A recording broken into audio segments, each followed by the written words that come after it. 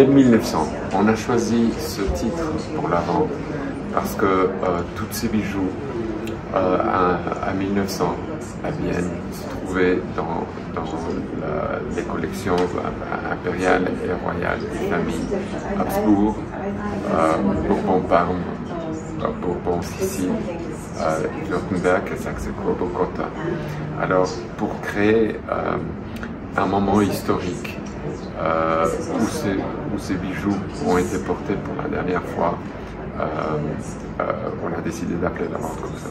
Vraiment ouvrir une de ces valises et trouver un trésor pareil, complètement inattendu. Il s'agit d'une collection pas d'une personne, mais des 6 générations d'une famille. Pas une famille, de 6 familles royales et impériales qui se sont intermariées entre elles dans le 19e siècle. Et alors, pouvoir voir les biographies de ces propriétaires et le changement de goût et le changement de vogue dans le bijou était une chose absolument incroyable. Ce diadème est absolument merveilleux. Il a été fait par la maison Köcher de Vienne, qui était une des fournisseurs de la cour impériale, qui d'ailleurs est la seule maison de joaillerie qui existe encore de l'époque impériale, qui a survécu la chute de la monarchie. Il est composé des diamants et de perles fines d'une taille et d'une beauté merveilleuse. C'est très rare de pouvoir trouver une collection aussi importante. Moi, je voudrais aussi parler sur la beauté de cette perle fine, la broche avec la poire, qui est d'une taille remarquable, avec une peau et un lustre remarquable aussi.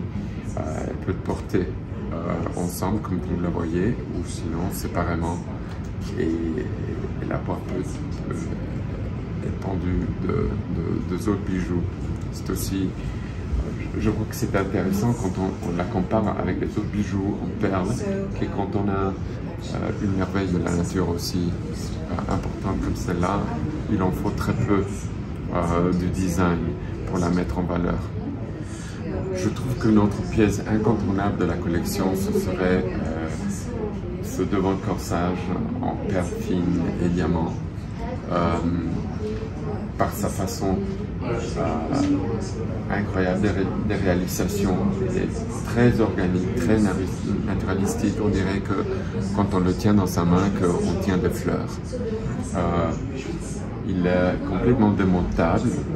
On peut le porter comme différents broches sur le corsage. On peut démonter les perles et les pendre au bout d'oreille ou le motif central, le porter comme une broche séparément.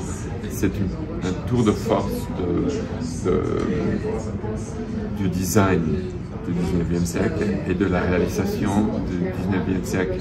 Il a été fait par Emil Biedermann.